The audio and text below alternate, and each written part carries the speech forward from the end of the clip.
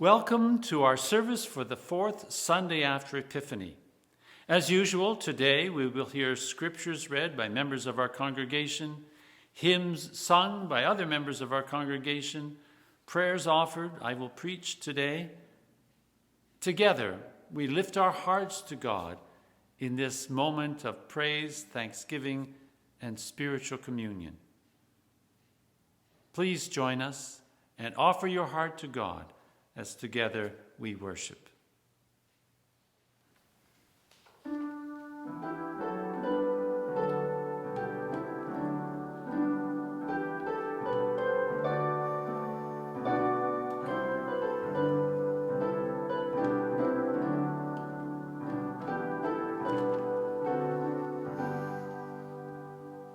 Where charity and love prevail, there God is ever found, brought here together by Christ's love, by love where we thus bound.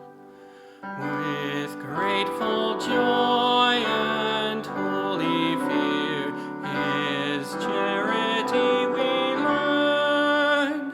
Let us with heart and mind and strength now love Him in return. Forgive we now each other's faults, as we our faults confess, and let us love each other well in Christian holiness. Let strife among us be unknown, let all contention cease. Be His the glory that we seek, be ours His holy peace. Let us recall that in our midst dwells God's begotten Son, as members of His body joined, we are in Him made one. Love can exclude no race or creed, if honored be God's name. Our common life embraces all, whose Father is the same. The grace of our Lord Jesus Christ and the love of God and the fellowship of the Holy Spirit be with you all. Almighty God, to you all hearts are open, all desires known, and from you no secrets are hidden. Cleanse the thoughts of our hearts by the inspiration of your Holy Spirit, that we may perfectly love you and worthily magnify your holy name, through Christ our Lord. Amen. Lord, have mercy. Christ, have mercy. Lord, have mercy. Living God, in Christ you make all things new. Transform the poverty of our nature by the riches of your grace, and in the renewal of our lives make known your glory. Through Jesus Christ our Lord, who is alive and reigns with you in the Holy Spirit, one God, now and forever. Amen. A reading from Jeremiah. The word of the Most High came to me, saying, Before I formed you in the womb, I knew you. Before you were born, I set you apart. I appointed you as a prophet to the nations. Ah, Most High Sovereign, I said, I do not know how to speak. I am only a child. But the Most High said to me, Do not say, I am only a child. You must go to everyone I send you to and say whatever I command you. Do not be afraid of them, for I am with you and will rescue you, declares the Most High. Then the Most High reached out a hand and touched my mouth and said to me, Now I have put my words in your mouth. See, today I appoint you over nations and kingdoms, to uproot and tear down, to destroy and overthrow, to build and to plant. The word of the Lord. Thanks be to God. Psalm 71. In you, O Lord, have I taken refuge. Let me never be ashamed. In your righteousness deliver me and set me free. Incline your ear to me and save me. Be my strong rock, a castle to keep me safe. You are my crag and my stronghold. Deliver me, my God, from the hand of the wicked, from the clutches of the evildoer and the oppressor. For you are my hope, O Lord God, my confidence since I was young. I have been sustained by you ever since I was born. From my mother's womb you have been my strength. My praise shall always be of you. A reading from 1 Corinthians. I may be able to speak the languages of men and even of angels, but if I have no love, my speech is no more than a noisy gong or a clanging bell. I may have the gift of inspired preaching. I may have all knowledge and understand all secrets. I may have all the faith needed to move mountains, but if I have no love, I am nothing. I may give away everything I have, and even give up my body to be burnt, but if I have no love, this does me no good. Love is patient and kind. It is not jealous or conceited or proud. Love is not ill-mannered or selfish or irritable. Love does not keep a record of wrongs. Love is not happy with evil, but is happy with the truth. Love never gives up, and its faith, hope, and patience never fail. Love is eternal. There are inspired messages, but they are temporary. There are gifts of speaking in strange tongues, but they will cease. There is knowledge, but it will pass. For our gifts of knowledge and of inspired messages are only partial. But when what is perfect comes, then what is partial will disappear. When I was a child, my speech, feelings, and thinking were all those of a child. Now that I am a man, I have no more use for childish ways. What we see now is like a dim image in a mirror. Then we shall see face to face. What I know now is only partial. Then it will be complete as God's knowledge of me. Meanwhile, these three remain: faith, hope, and love. And the greatest of these is love. The word of the Lord. Thanks be to God.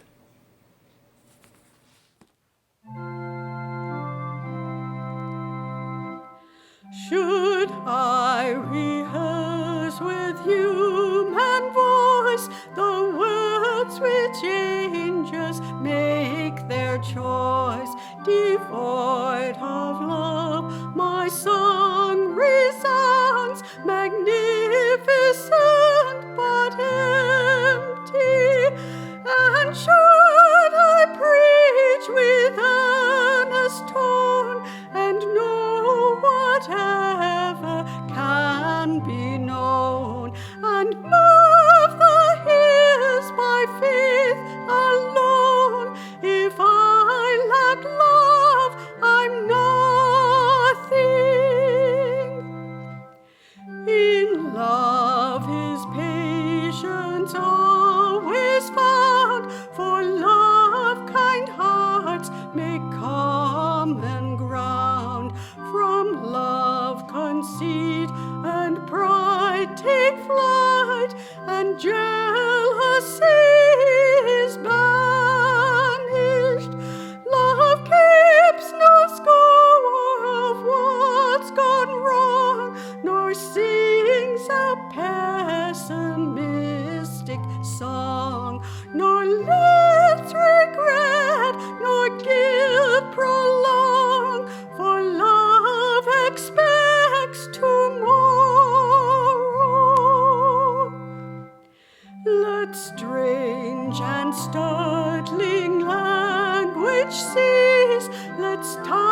tongues their ecstasy release. Let knowledge come and go in peace.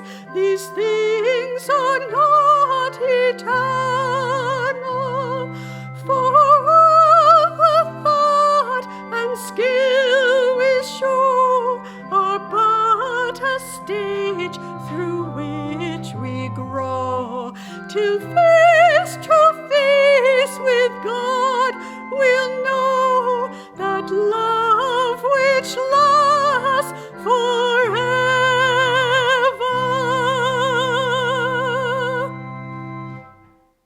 The Holy Gospel of our Lord Jesus Christ according to Luke.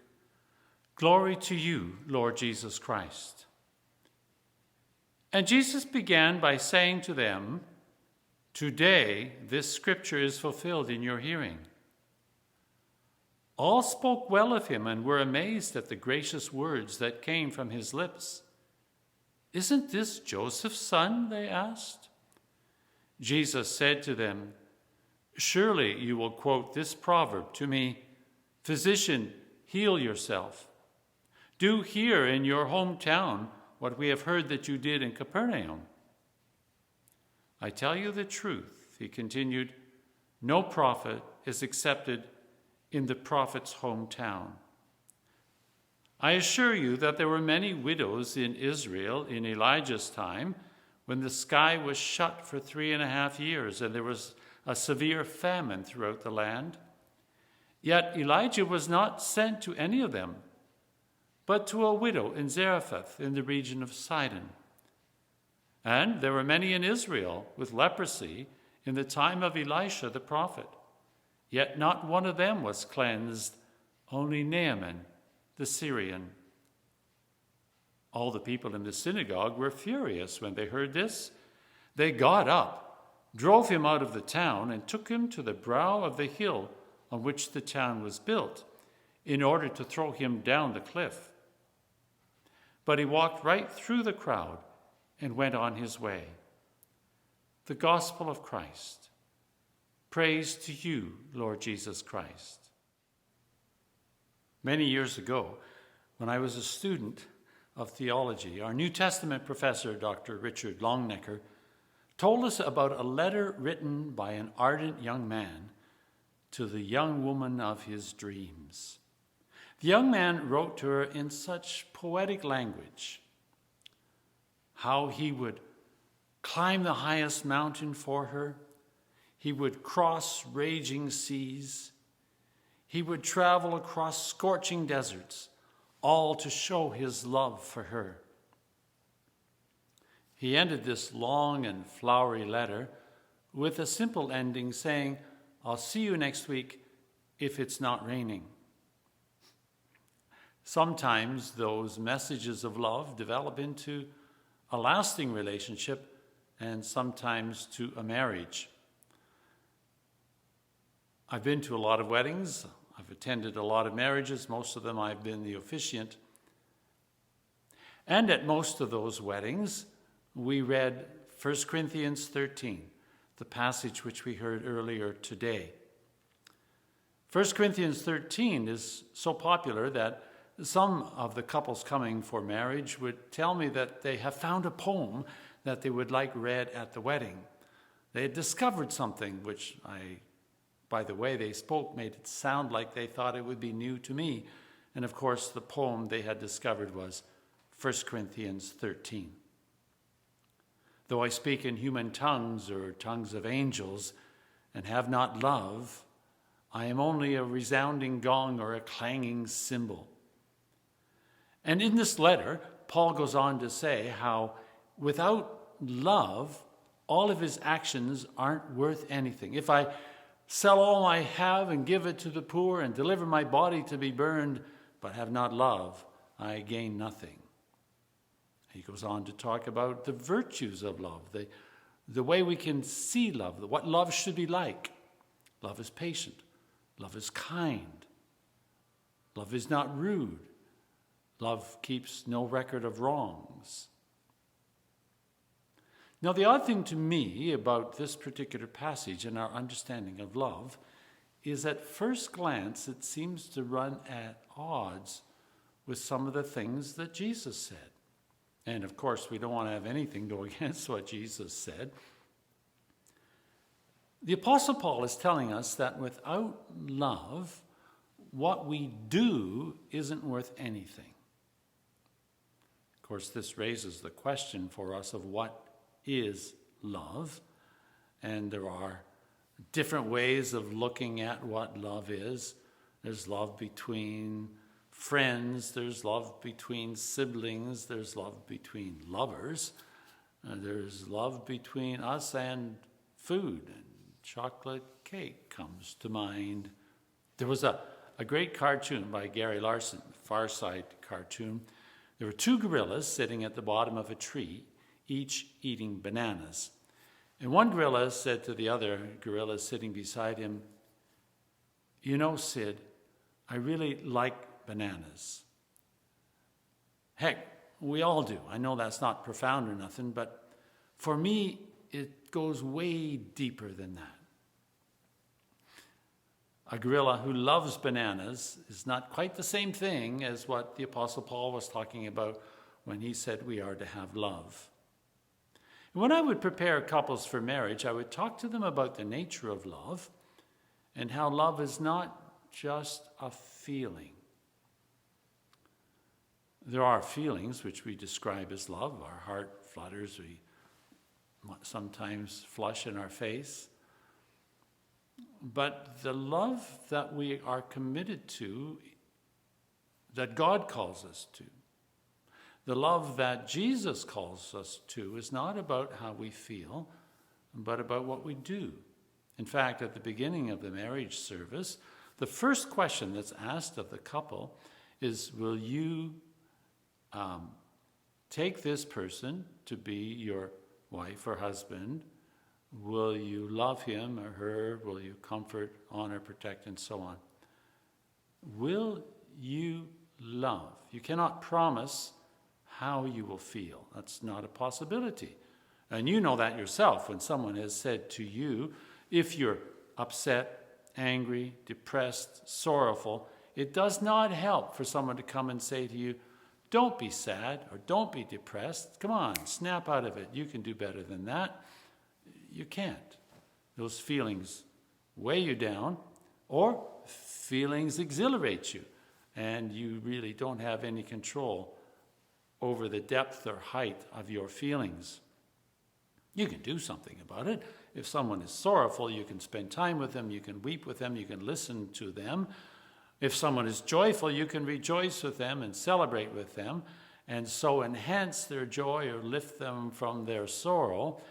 But it's not something that happens because someone decides to no longer feel that way. Jesus told the story, and you've probably heard this many times before, Luke chapter 10, the story of the Good Samaritan.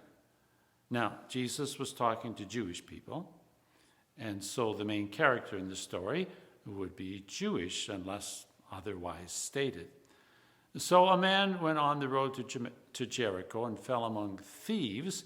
He was beaten and robbed and left at the side of the road to die. A man came along who was a priest and walked by on the other side of the road. A man came along who was a Levite, one who works in the temple. He passed by on the other side of the road. And another man came along, saw him, tended his wounds, put him on his donkey, took him to an inn. There were no hospitals in those days. An inn would be a place where someone would at least care for the man. So he took him to the inn, paid for his care, and said, if anything more is owing, I'll pay you when I get back. Jesus told this story because a teacher of the law wanted to know how one could get into the kingdom of heaven. And Jesus had said to the man, well, what does the law say? And the teacher of the law said, well, it says that we are to love the Lord our God with all our heart and our mind and our soul and our strength, and love our neighbor as ourselves. And then the man asked Jesus, who is my neighbor? And that's when Jesus told the story. And the punchline of the story was That man, the one caring for the person beaten up, was a Samaritan. Now, at that time, Jews and Samaritans had great enmity one with the other. They didn't trust one another. They thought each other was way off the mark with respect to their faith. And Jesus gave this an example of how we are to love one another. We love our neighbor by caring for them in their need. Well, this goes way beyond feelings, because did the man, seeing a Jew, did the man, a Samaritan, seeing a Jew, feel like he wanted to help this person? Did he feel endeared towards someone who was at enmity with him? We're not told that, whether he did or did not, but the way the story is told assumes that it was not based upon his feelings. In the last discourses of Jesus, as he was with his disciples, recorded in the Gospel of John, before he went to the Garden of Gethsemane and from there was arrested and put on trial and crucified, in those discourses, Jesus said, "Greater love has no one than this, that one lay down one's life for one's friends. And you are my friends," he said. Greater love has no one than this, than when one lays down one's life for one's friends. That's not something one does because they feel like it. There's not a joyful exhilaration within saying, "I feel like dying today." It's a decision that Jesus made for us.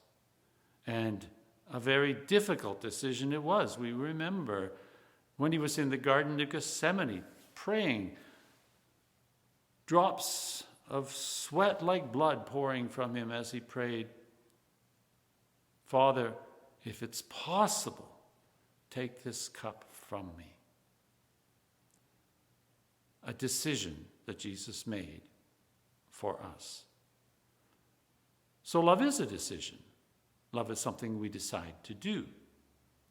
And yet, St. Paul says, if I do all these things but don't have love, it means nothing. It's worthless. It's empty. How do we put those two things together? How do we reconcile the desire to love someone, the welling up in our heart of feelings, with the call of God to care for those for whom we have no feelings? Shortly before I retired, I was in Toronto dressed as a clergy person, walking up Ontario Street on a lovely sunny afternoon.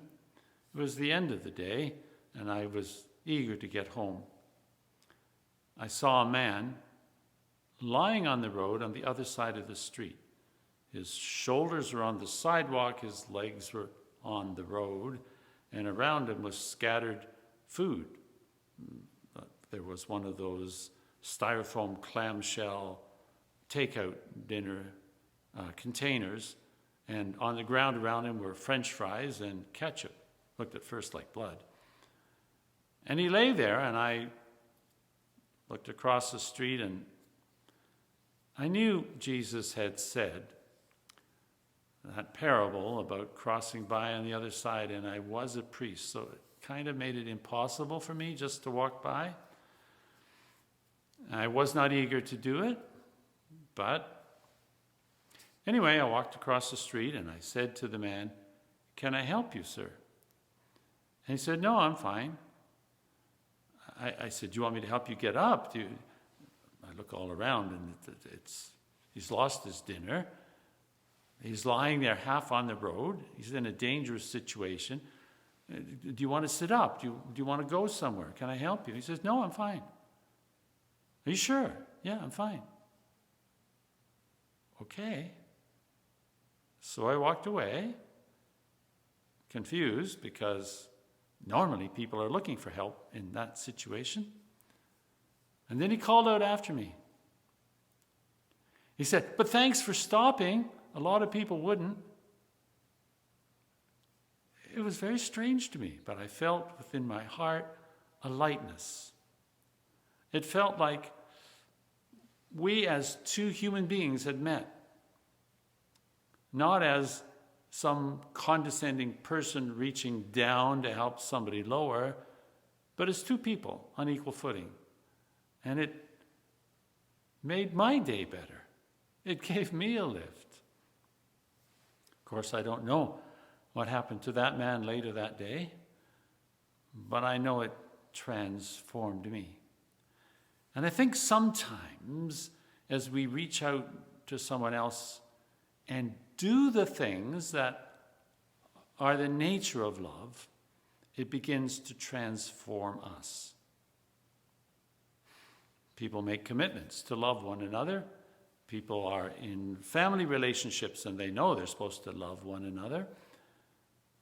And some of the things that denote love, if we take seriously this idea that love is what we do, some of the things that denote love certainly don't feel like things we want to do. Dr. Reginald Bibby from the University of Lethbridge in Alberta did a study a while ago, and in it he determined that of all the things that people like to do in life, housework was at the top of the list for only 2% of the population. 2%. Now, if we all did only what we liked, that would mean that 2% of homes would be spotless, and 98% would be filled with dust and debris and dirt. No dishes would be done, no laundry would be cleaned. Everybody would be living in a mess if we all did just what we wanted, according to Dr. Reginald Bibby's study. We do what we know we need to do because it is part of living with other people.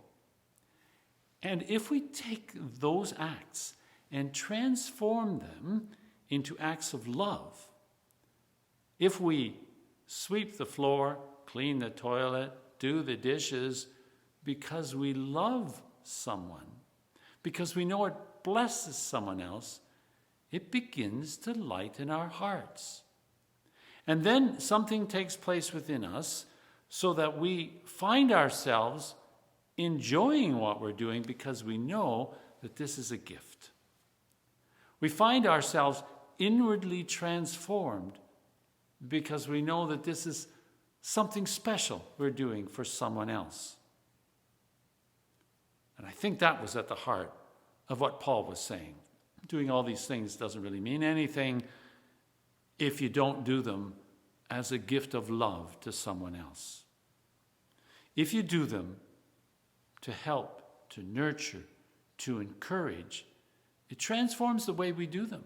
Then others don't see this as a condescending gift of, we use the word charity for this. Don't give me any of your charity.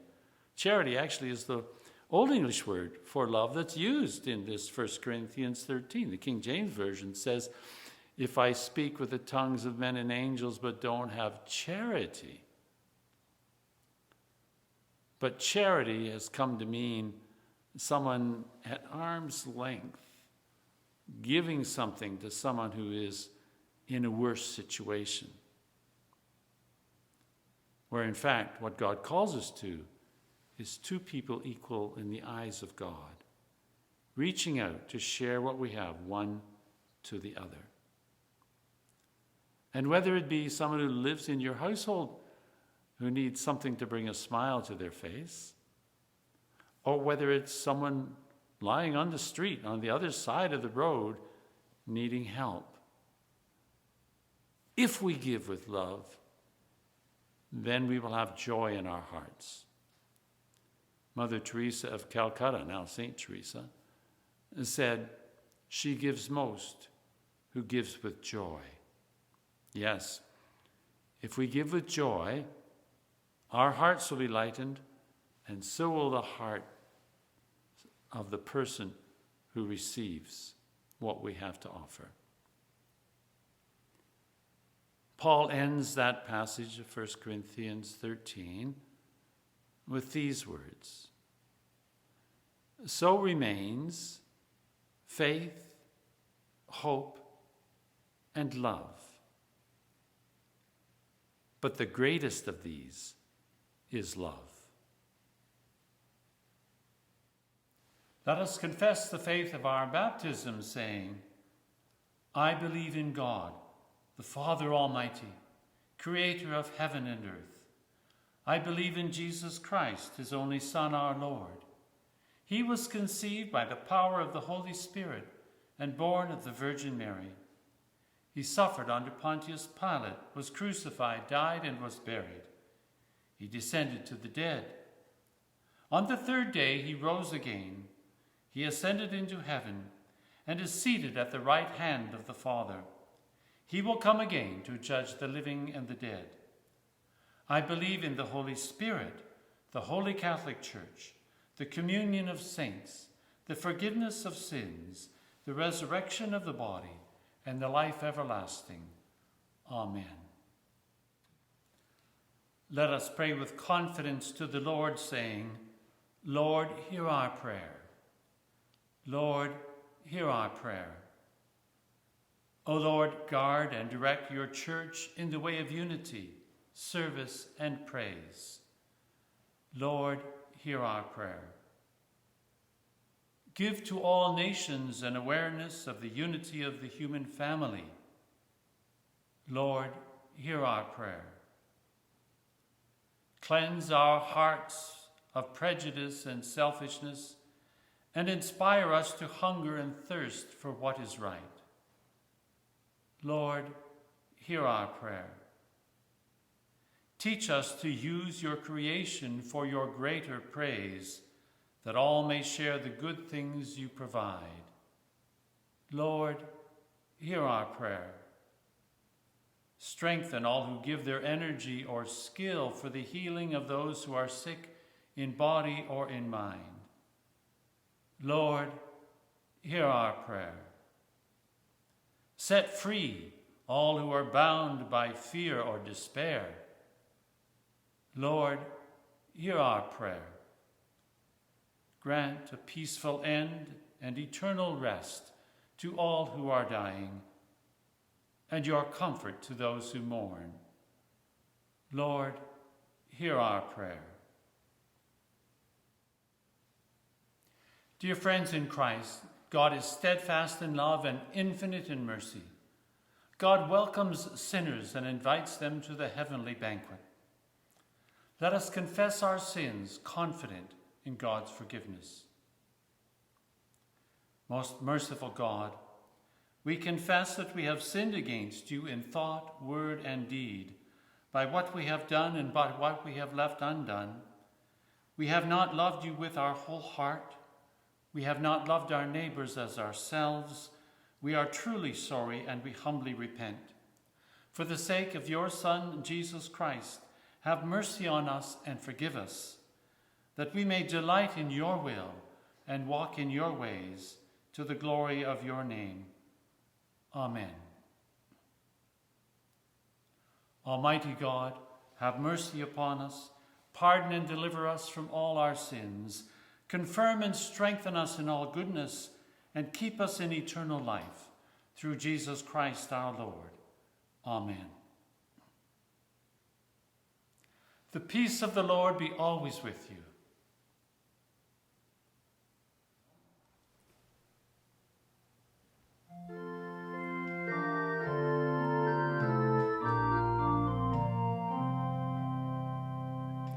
Before the world began, one word was there. Grounded in God, he was rooted in care. By him all things were made, in him was love displayed. Through him God spoke and said, I am for you. Life found in him its source, death found its end. Light found in him its course, darkness its friend. For neither death nor doubt nor darkness can put out the glow of God, the shout, I am for you. The Word was in the world which from him came. Unrecognized he was, unknown by name. One with all humankind, with the unloved aligned, convincing sight and mind, I am for you. All who received the word by God were blessed. Sisters and brothers, they of earth fond guest. So did the word of grace proclaim in time and space, and with a human face, I am for you.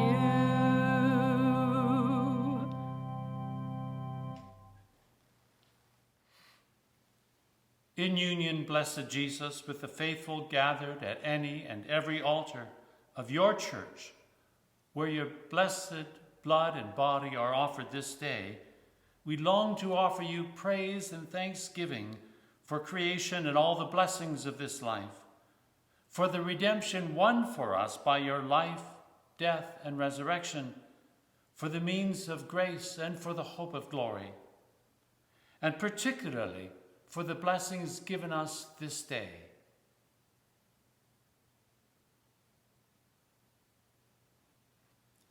We thank you that you are with us in this sacrament, and since we cannot at this time receive communion, we pray you to come into our hearts. We unite ourselves with you and embrace you with all of our hearts, our souls, and our minds. Let nothing separate us from you. Let us serve you in this life until by your grace we come to your glorious kingdom and unending peace. Amen. As our Savior taught us, let us pray. Our Father in heaven, hallowed be your name. Your kingdom come. Your will be done on earth as in heaven. Give us today our daily bread. Forgive us our sins as we forgive those who sin against us. Save us from the time of trial and deliver us from evil. For the kingdom, the power, and the glory are yours, now and forever. Amen. Glory to God, whose power working in us can do infinitely more than we can ask or imagine. Glory to God from generation to generation, in the church and in Christ Jesus, forever and ever. Amen. The peace of God, which surpasses all understanding, keep our hearts and minds in the knowledge and love of God and of God's Son, Jesus Christ our Lord.